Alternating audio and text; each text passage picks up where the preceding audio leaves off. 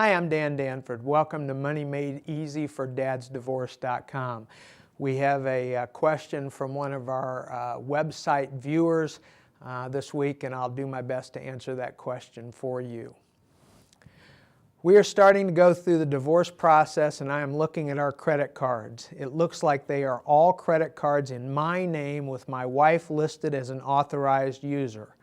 Is her being an authorized user different from a joint account? It's a great question, and unfortunately you probably aren't going to like my answer very much.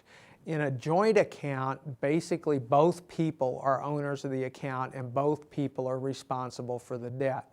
That would be true of just about any kind of investment or portfolio or bank account that you have. If you're both joint owners, then both of you have a responsibility there. Unfortunately, from what you're telling me, it doesn't sound like that's the circumstance with you and your spouse. An authorized user is when you are the owner of the account, but you have allowed other people to use the account. The reason why that's an issue for you is it means you're still responsible for the debt. Okay, so anybody, whether it was a divorce situation or any other situation, I would suggest that people not do that. I'd say the same thing about children. Now, credit card rules have changed lately, and kids don't get credit cards as easily as they used to. But as soon as your kids are adults, I would switch them off being authorized users, and if they need to have somebody in the account jointly, you might consider doing that. But what you don't want is to create a circumstance where somebody's using your credit card, but they have no responsibility for the debt that it incurs.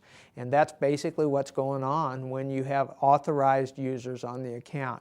So unfortunately, in your circumstance, the way you described it, it doesn't sound to me like your spouse is a joint owner or has responsibility for those debts.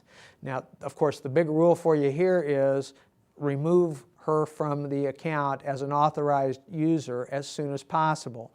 Okay, you don't want her to be able to keep using the accounts. Again, this is something I'd suggest to almost anyone. Is the authorized user is an okay thing to do if you're deliberate about it and if you want to do it that way. But for most circumstances, you probably prefer that those people are joint owners on the account and that they share in the responsibility and the liability equally. So unfortunately, it sounds like your situation is already not what you'd like it to be, but the solution is take your spouse off as an authorized user on your credit card as soon as possible, and don't set it up that way again in the future. That's it for another episode of DadsDivorce.com. Money Made Easy. We'll see you next week.